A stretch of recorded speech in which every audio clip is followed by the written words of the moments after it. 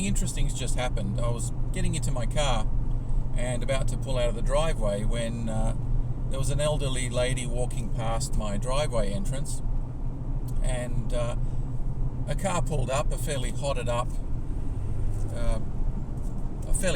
car with a young fellow in there who I couldn't hear the conversation, mentioned something to this older lady. She just continued on her way, and he called after her, and she continued on her way. So me assuming that he was lost and looking for directions to somewhere, I walked up the driveway and said, "What's up, mate?" And he said, "Oh, I was just asking this lady if she wanted a lift. It looked pretty hot, and I thought I'd just ask if she needed a lift." And I said, "Oh, that's okay. I thought you might have been lost or something." So, he took off, and I went back to my car. And as I sat in the car, it occurred to me there were a couple of things potentially unfolding here. Maybe this guy was, out of the goodness of his heart, offering this lady a lift, and she may have been a bit confronted by that and decided, wisdom not to. It wasn't a particularly hot day, but he himself had a bit of a wolfman beard. No sleeves, top on.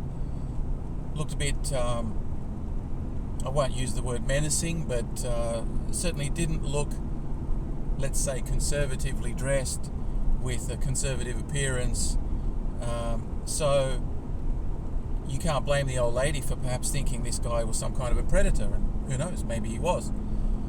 From my point of view, neither of those situations played out. I just thought it was someone looking for directions. But on retrospect, the thing that occurs to me is maybe he did stop out of the goodness of his heart. Maybe he did really want to offer this woman a lift. So what does this tell us about human nature?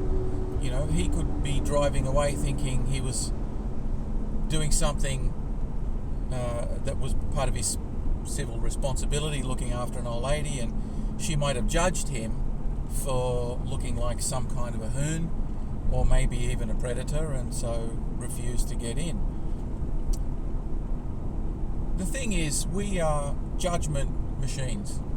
Our very biology and our neurological processes lead us to constantly be making decisions about what's safe and what's not safe, what might be harmful and dangerous, or what might be beneficial and helpful. So, when people say things like, "Don't judge a book by its cover," I wonder whether that's an appropriate piece of advice. Obviously, we've all come into situations where we've made erroneous assumptions about people, and I think assumption is the mother of all F-ups. However, the fact is that we remain assumption-making machines based on survival and safety. So it makes me wonder, on the one hand, if you're dressed in a way that might potentially be misrepresenting who you are, then I feel sorry for you for people making judgments that are inappropriate. On the other hand, if you're dressing in a way that is potentially threatening to someone, it's entirely appropriate for them to be exercising their biological judgment and prevent themselves from being harmed in some way. So here's the dilemma, what do you do? Do you try and change the whole of society to not judge people and try and somehow eliminate this perfectly normal danger response? Or do you look in the mirror and ask yourself, are you perhaps causing other people that much discomfort by your own individuality that being ostracized from a group is perfectly understandable? And can you live with that? Are you okay with that? It's one of those interesting dilemmas that makes you wonder about what the right choices are to make sometimes in life.